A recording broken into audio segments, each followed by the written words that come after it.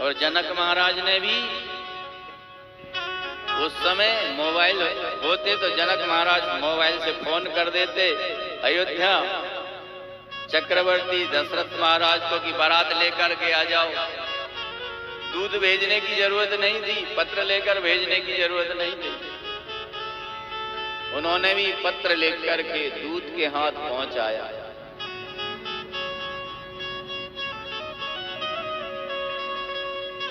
Mobile जरूर पूर्ति के लिए,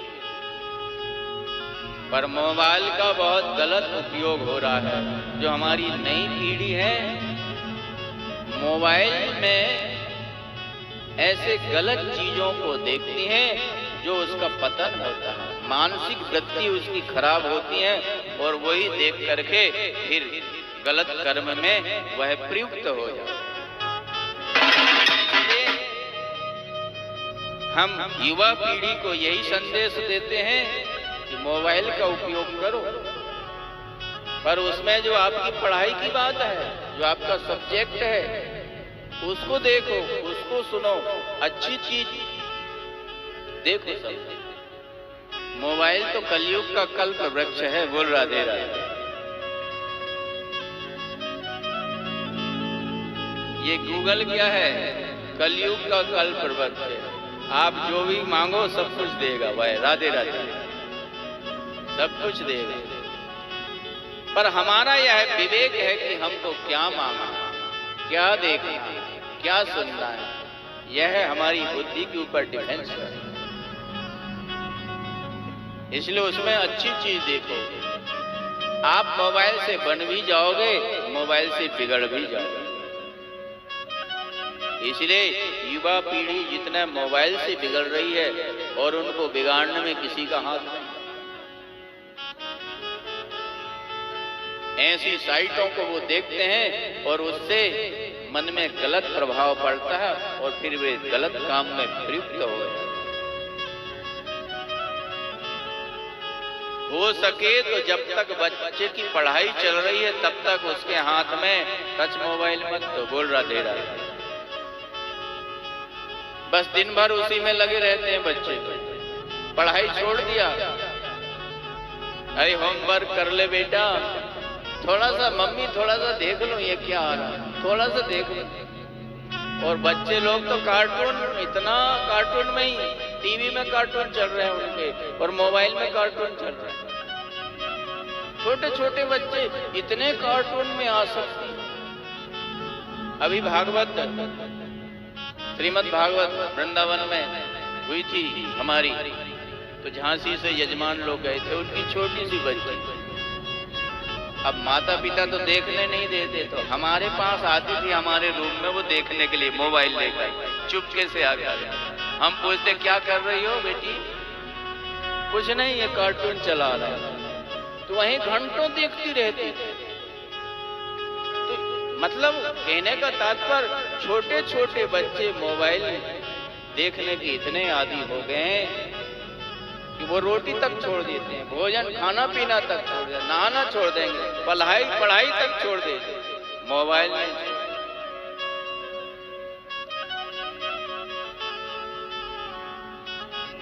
बहुत विकास हुआ हमारे भारत देश में और विकास होते ही जा रहा है, विकास होते ही जा रहा है।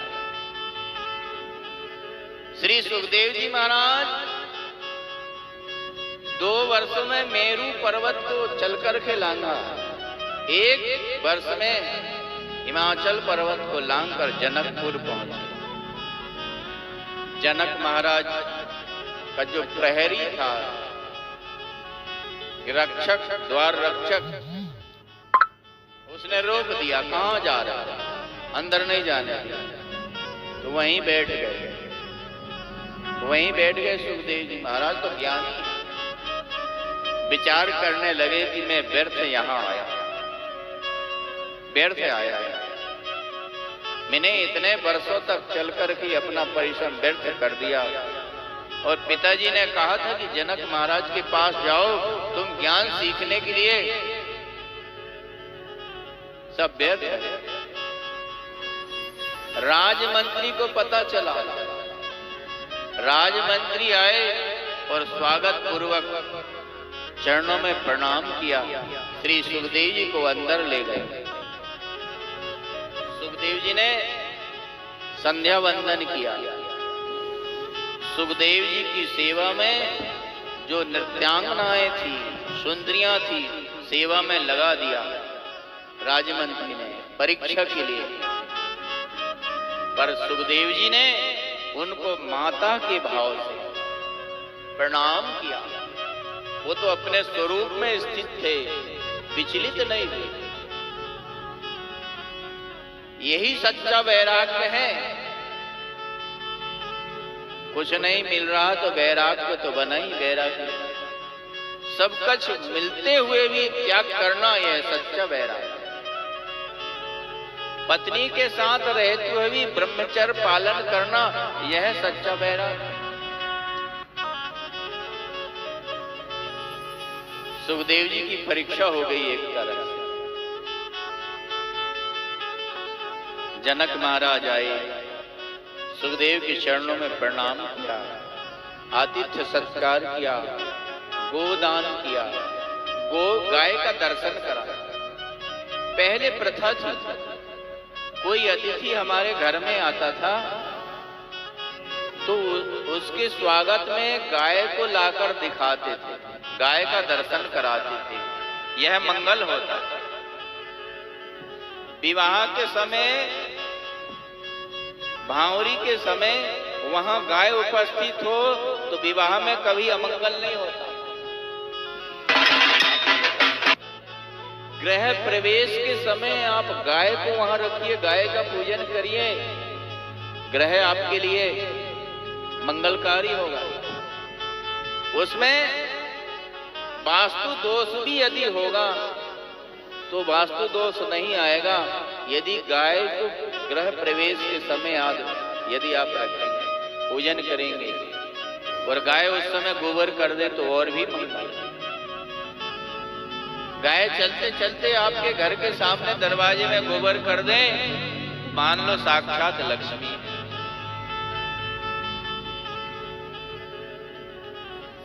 क्योंकि गाय के गोबर में लक्ष्मी का निवास और गौमूत्र में गंगा निवास। गाय के प्रत्येक अंग में देवताओं का निवास है, रोम रोम में देवता निवास करते। जब गाय के अंग में सारे देवता आ गए, बाद में लक्ष्मी आई, बोले मैं कहाँ बैठूं? देवताओं ने कहा यहाँ तो जगह नहीं रही।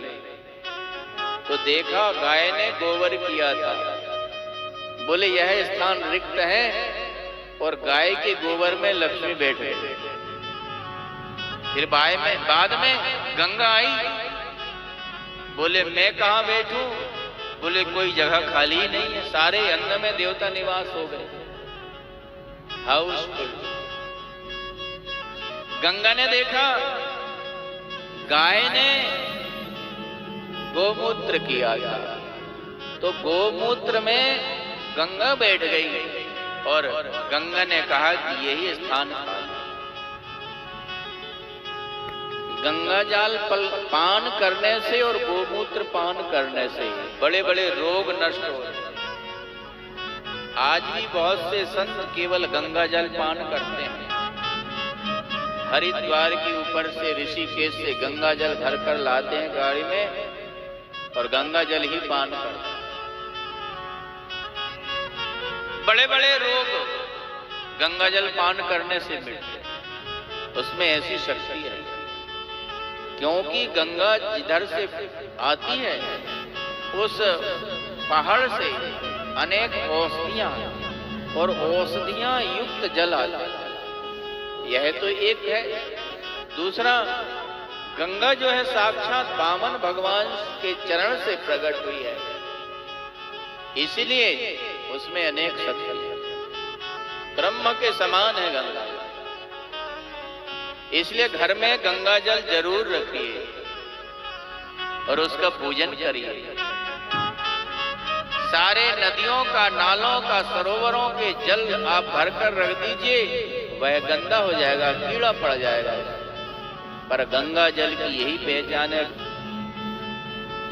हरिद्वार के ऊपर, ऋषिकेश के ऊपर का जो होने वाला है, कितना दावा किया था उन्होंने कि मैं जमुना को शुद्ध कर दूंगा। आज दिल्ली में जाओ तो सारा गटर का पानी जमुना जी में उन्होंने भेज दिया। इतनी गंदगी, इतनी बदबू आप देख नहीं, हाथ में नहीं ले सकते। जमुना जल तो है ही नहीं, देख करके बड़ा कष्ट हो।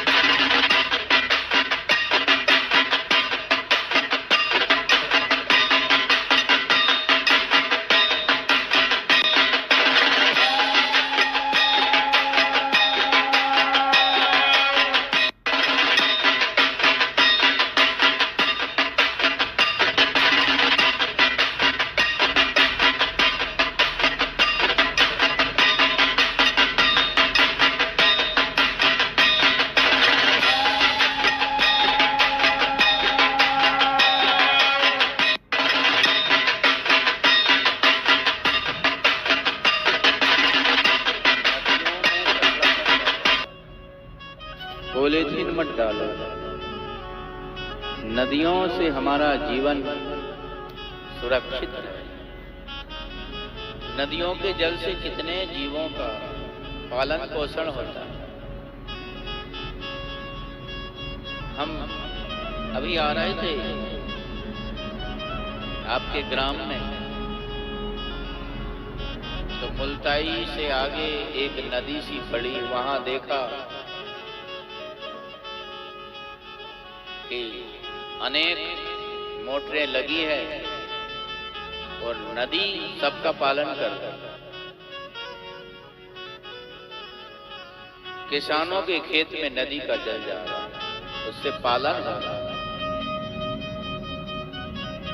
नदियों को दूषित मत करो। लोग पूरा कचरा ले जाएंगे बोरा बोरी भर करके और नदियों में डाल देंगे। जो गंदा पानी है जल का, वह नदियों में डाल। नदियों में शौच मत, नदी किनारे शौच नहीं करना चाहिए, ना शौच करना चाहिए। नदियों को स्वच्छ रखेंगे तो हमारा जीवन भी सुरक्षित रहेगा। पहले आपको पता है ये नलकूप नहीं होते थे, कुआं होते थे, कुआं की व्यवस्था होती थी। कुआं खोद करके पानी निकाला जाता, तो वाटर लेवल बहुत ऊपर था। बाल्टी से ही आप पानी निकाल लो, इंजन चला के ही आप पानी चला सकते थे। वाटर लेवल बहुत नीचे चला गया, क्योंकि जगह जगह हमने नलकूप डाल दिया। वाटर लेवल सूख।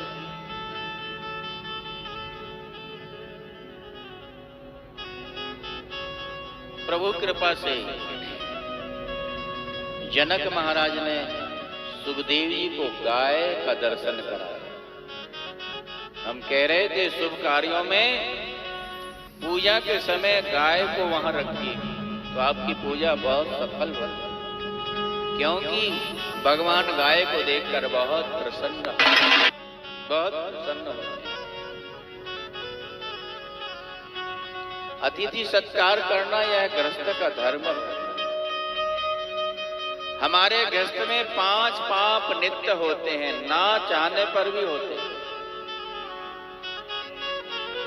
हम झाड़ू बहारू करते हैं, घर की सफाई करते हैं, उसमें कीड़े मकोड़े मर जाते हैं। कंडा बनाने से उसमें जीव मरते हैं। लकड़ी जलाते हैं, उसमें जीव मरते हैं।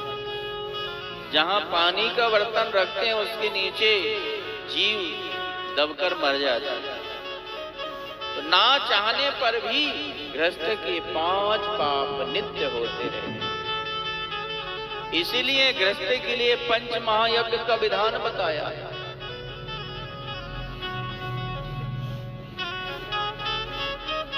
यदि हम इन पंच महायज्ञों को करेंगे तो वो होने वाले जो पाप है वह नष्ट होते जाएंगे।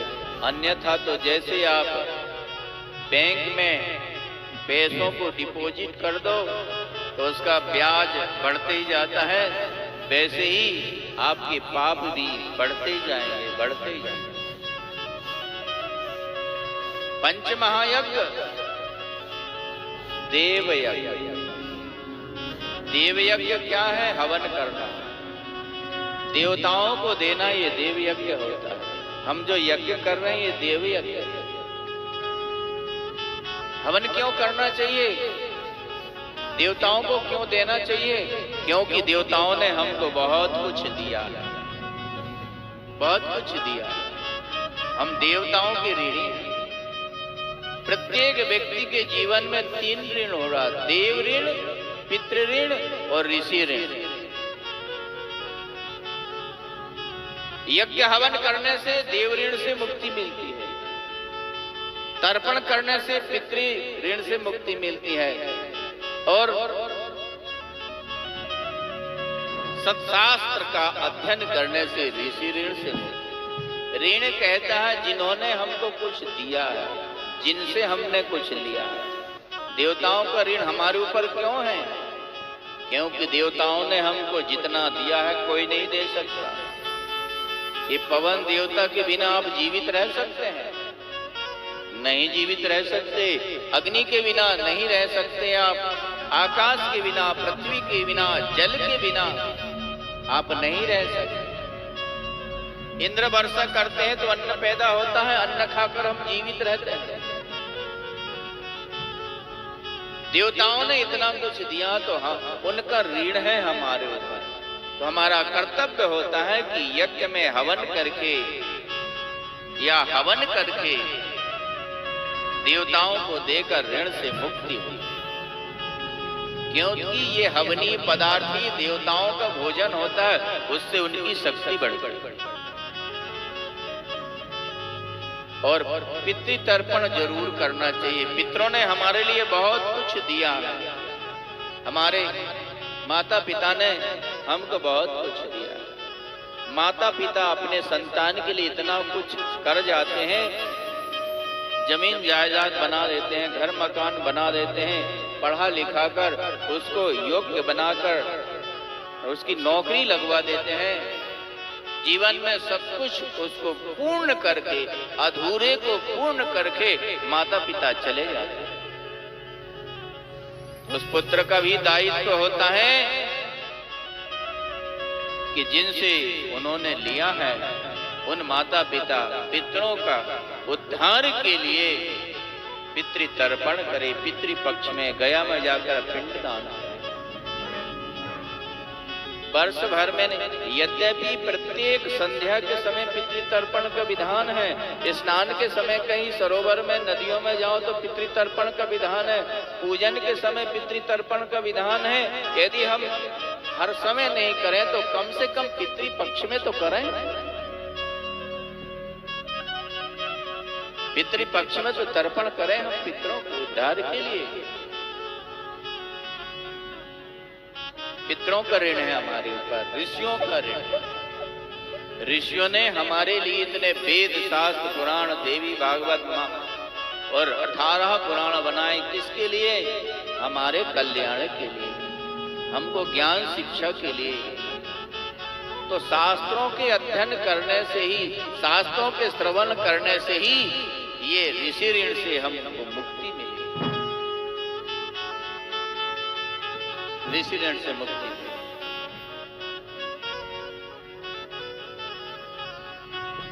आतिथ्य सत्कार, देव ऋण, पितृ ऋण और भूत यज्ञ होता। एक देवयज्ञ, पितृयज्ञ और भूत यज्ञ, नृयज्ञ। भूत यज्ञ कहते हैं मछलियों को दाना चुगाना, पक्षियों को दाना चुगाना, कुत्ता को रोटी देना, गाय को रोटी देना, ये सब भूत यज्ञ में आता है।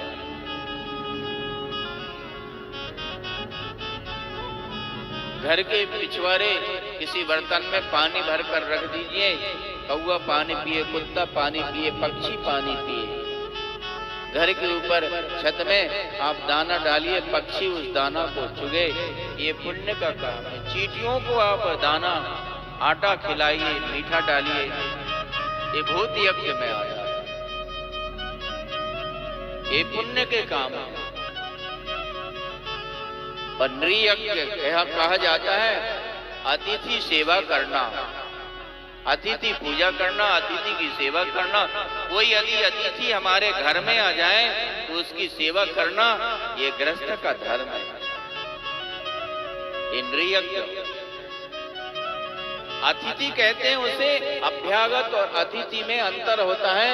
अभ्यागत वह होता है जिसको हम जानते हैं, पहचानते हैं, जिसके आने की तिथि निश्चित है, वह अभ्यागत होता है। और जिसके आने की तिथि कोई निश्चित नहीं है और हमारे दरवाजे पर आ गया है, वह अतिथि होता है। अतिथि देव स्वरूप माना गया है, उसको भोजन कराओ। भिखारी कोई यदि दरवाजे पर आ जाए तो निराश मत लौटाओ, उसे जरूर कुछ न कुछ देकर लौटाओ। भिक्षुकाः नैव भिक्षन्ति, भिक्षुक भिक्षा नहीं मांगते हैं। वे घर घर क्या कहते हैं, हमको शिक्षा देते हैं। दीयताम दीयताम अन्नम दातु फलमीदृशम, अन्न का दान करो, अन्न का दान करो। अन्न दान नहीं करने वाले को यही फल है। हमें देखो, हमें देखो, हमने कभी अन्न दान नहीं किया तो भिक्षा मांगते हुए घूम रहा है। भिक्षा मांगने के लिए दरवाजे पे आ जाओ तो कुछ ना कुछ उसको दो, निराश मत लौटाओ। यदि भिक्षा मांगने वाला निराश होकर लौट गया तो अपने सारे पाप घर मालिक को दे जाता है और घर मालिक के सारे पुण्य ले जाता है। इसलिए कुछ ना कुछ उसको दो। जनक महाराज ने अतिथि सत्कार किया और सुखदेव जी जिस जिज्ञासा से आए थे उस जिज्ञासा को पूर्ण किया, सुखदेव जी को ज्ञान दिया। देखो सुखदेव जी,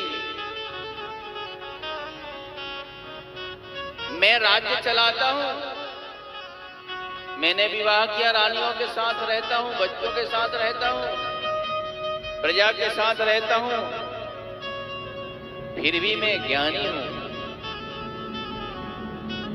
महान ज्ञानी।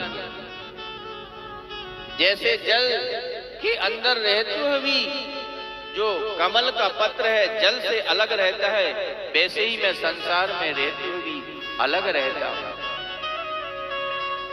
क्योंकि मैं कर्म बंधन से निर्मुक्त हूं, कर्म में आसक्त नहीं हूं।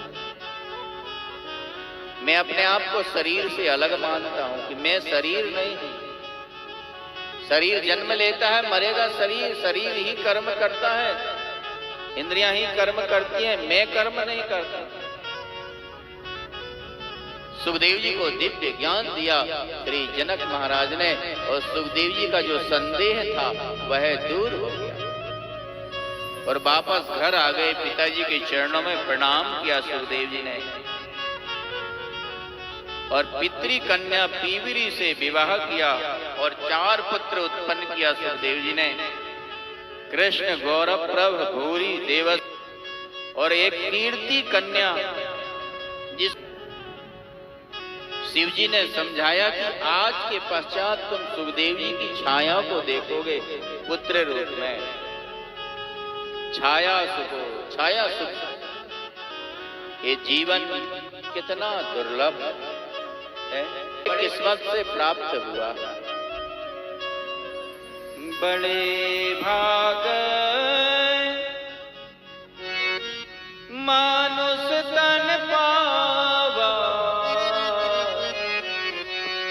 बड़े भागे मानुष तन पावा, सुर दुर्लभ सद ग्रंथन गावा, सुर दुर्लभ सद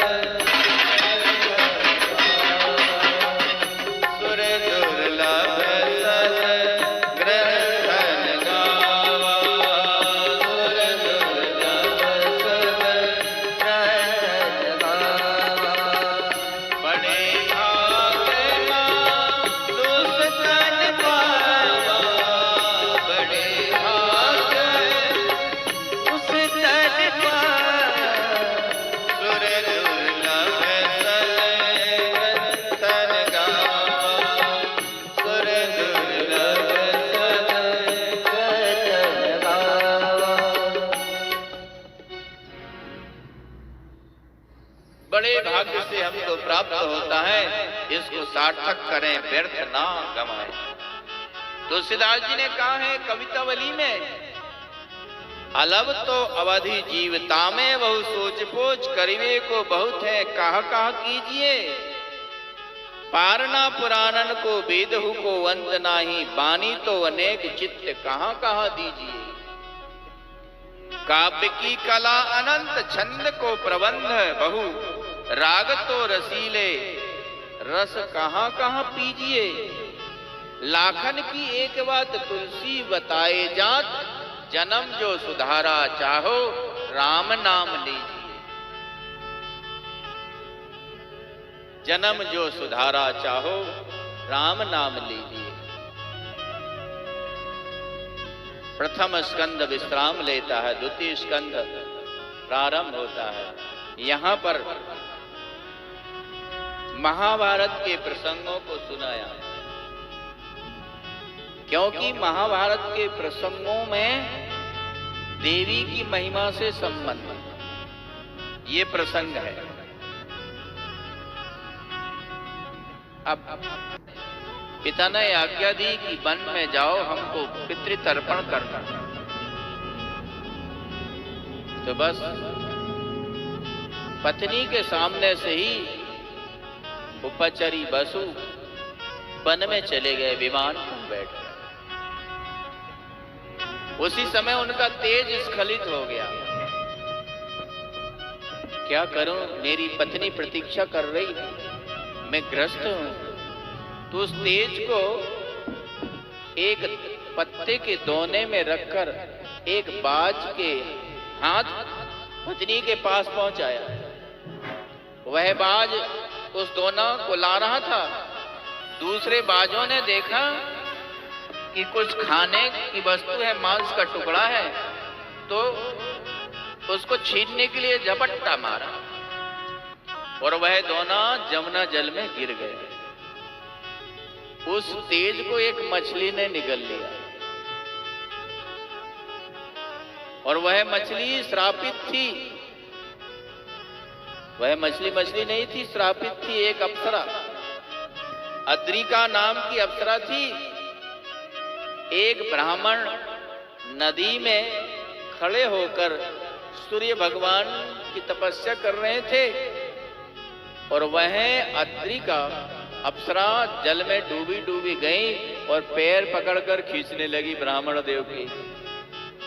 भयभीत हो गए, फिर हंसने लगी, ऊपर आकर श्राप दे दिया। मछली का कार्य किया, जाओ मछली हो जाओ।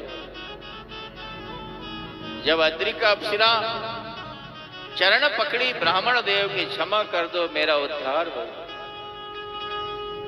ब्राह्मण देव ने कृपा करके कहा कि तुम मछली तो बनोगी, मछली बनोगी, पर 2 मानवों को जन्म देने के पश्चात तुम्हारा उद्धार होगा, अपने स्वरूप में आ जाओगे। तो वही अद्रिका अप्सरा मछली बनी थी ब्राह्मण के श्राप से, उसी ने वह तेज को खा लिया और उससे 2 संतान हुए, मत्स्यराज और मत्स्योदरी। मत्स्योदरी को ही सत्यवती कहा गया और मत्स्यराज। पाराशर जी नाव से पार हो रहे थे तो मत्स्योदरी को देख करके मोहित हो गए और संबंध के लिए निवेदन किया। तो मत्स्योदरी ने पाराशर जी से कहा कि भगवान, दुर्लभम मानुषम जन्म भुवि ब्राह्मण सत्तम तत्रापि दुर्लभम मन्ये ब्राह्मणत्वम विशेषतः।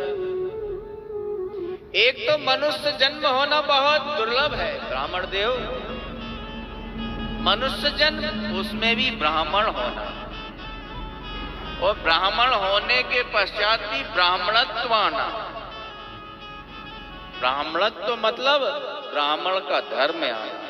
केवल जाति से ब्राह्मण हो गया वह एक अलग बात है, और ब्राह्मणत्व मतलब ब्राह्मण के धर्म, वेद का ज्ञान, संस्कार, संध्या, उपासना आदि, यही ब्राह्मणत्व। ब्राह्मण के 6 कर्म होते हैं, यज्ञ करना, यज्ञ कराना, दान लेना, दान देना, विद्या पढ़ना और विद्या पढ़ाना, यही ब्राह्मणत्व है। तो ब्राह्मण देव मनुष्य जन्म दुर्लभ है, और मनुष्य जन्म में ब्राह्मण होना दुर्लभ है, और ब्राह्मण के अंदर भी ब्राह्मणत्व आना बहुत दुर्लभ है। आप तो ब्राह्मण श्रेष्ठ है, आप ऐसा क्यों अधर्म करना चाहते हैं? सत्यवती से कहा कि देवी, ये तो ईश्वर इच्छा है, आज तक मेरा मन विचलित नहीं हुआ। और वहीं सत्यवती से ही व्यास जी प्रकट हो जाते हैं, और व्यास जी साक्षात भगवान के अवतार हैं। व्यास जी 24 अवतारों में व्यास जी की गणना है, और व्यास जी ने ही 18 पुराणों की रचना की। व्यास जी उत्पन्न हुए पराशर से, और उन 16 वर्ष के हो गए तुरंत, ईश्वर इच्छा से ही।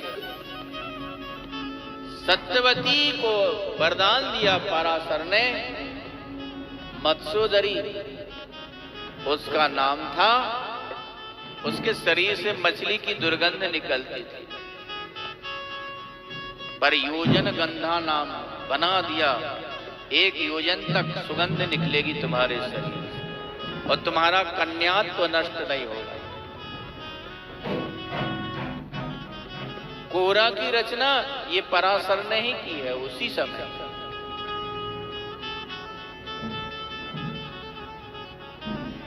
एक इक्ष्वाकु राजा हुए महाभिष, इस शरीर को छोड़कर स्वर्ग में प्राप्त किया।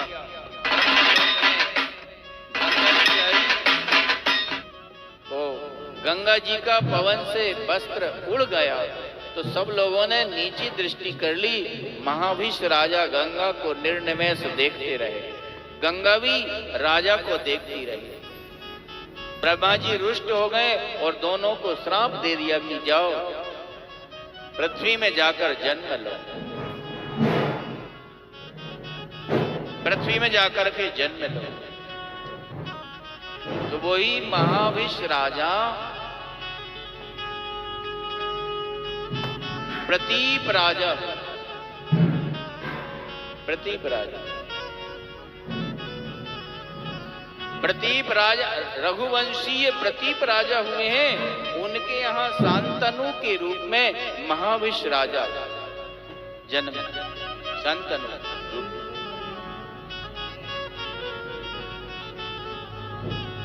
अष्टवसु थे, उनमें एक देव नाम के वसु थे।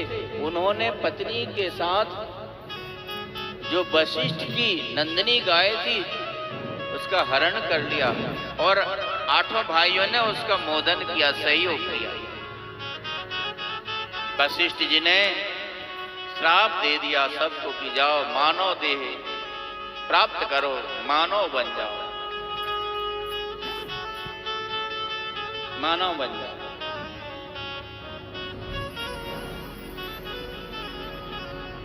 गंगा जी से प्रार्थना किया उन्होंने, अष्टवसुओं ने, कि मां हमारा उद्धार करना, चिंता मत करो, मेरे गर्भ से जन्म लोगे और मैं तुम्हारा उद्धार कर।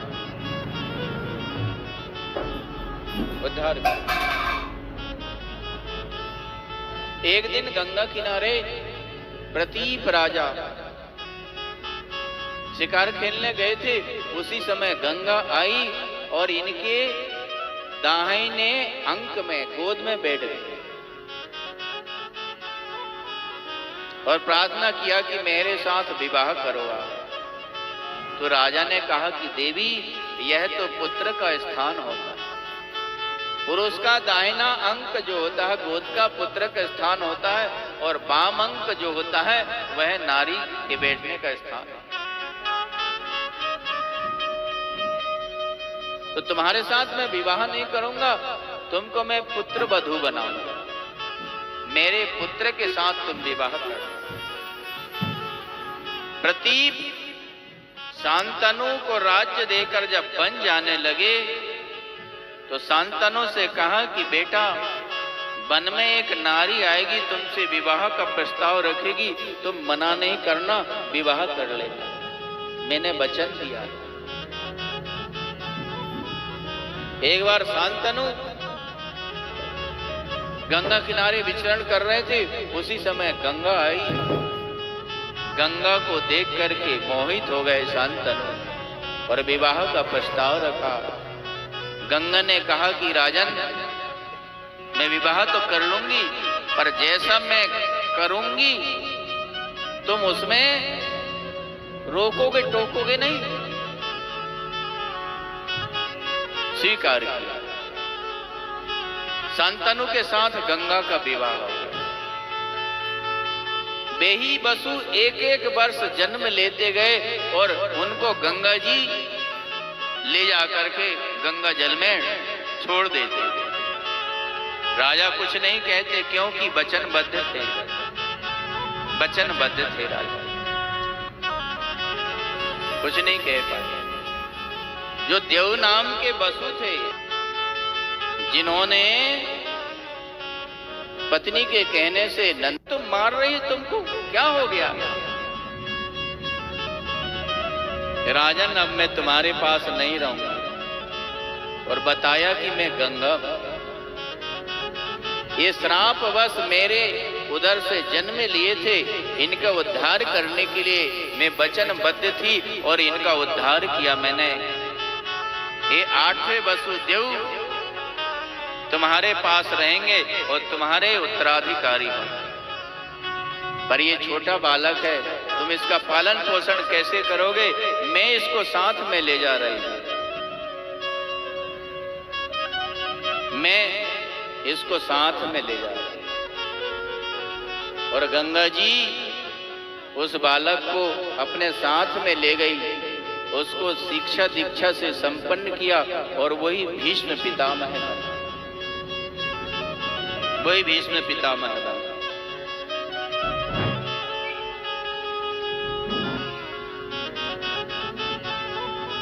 प्रभु कृपा से एक बार शांतनु गंगा किनारे विचरण कर रहे थे और उन्होंने सत्यवती को देखा, वे मोहित हो गए, सत्यवती से विवाह करना चाहा। भीष्म पितामह को पता चला, वे दासराज के पास गए और उन्होंने प्रतिज्ञा की कि मैं आजीवन ब्रह्मचर्य का पालन करूंगा, विवाह नहीं करूंगा। क्यों? क्योंकि दासराज ने कहा कि महाराज, मैं चाहता हूं कि मेरी बेटी के संतान ही राजा बने। बोले ठीक है, स्वीकार करता।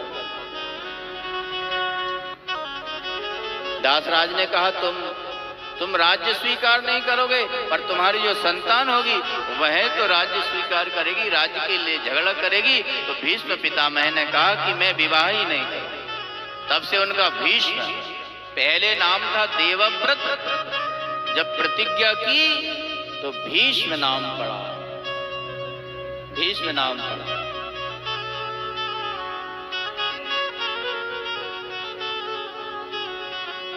कुंती नरेश के पास दुर्वासा ऋषि आए और कुंती ने दुर्वासा जी की सेवा की और दुर्वासा जी सेवा से प्रसन्न हो गए और कुंती को एक मंत्र प्रदान किया, जिस देवता को चाहोगी तुम वह देवता तुम्हारे पास उपस्थित हो जाएगा, उपस्थित हो जाएगा। और वह मंत्र क्या था? वह मंत्र देवी का मंत्र था। दुर्वासा ऋषि देवी के परम आराधक थे।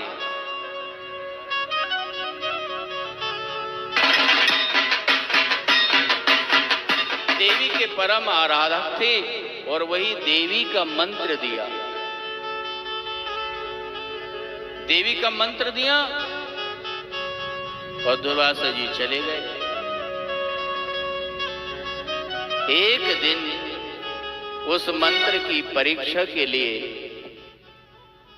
दुर्वासा जी ने जो मंत्र दिया था, कुंती ने सोचा कि इसकी परीक्षा करके तो देखूं क्या है। उस मंत्र प्रातः काल सूर्योदय हुआ था और सूर्य के ऊपर ही प्रयोग कर दिया। सूर्य भगवान आकर के प्रकट हो गए और कहा कि देवी, मेरे अंश से तुमको पुत्र होगा, मेरे अंश से तुमको पुत्र होगा।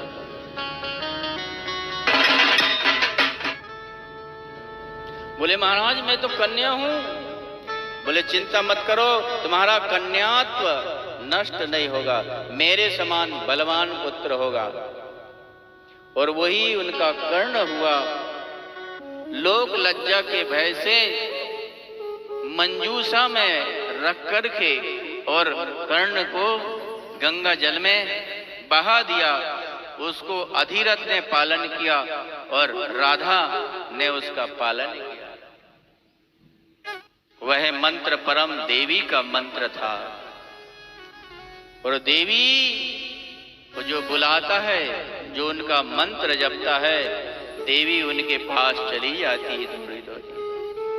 हम भी देवी को बुलाएं, देवी को पुकारें, क्यों नहीं माँ हमारे पास आएगी। एक बार मैया मोरे अंगना में आना, आकर मैया मोहे दरस दिखाना। एक बार मैया मोरे अंगना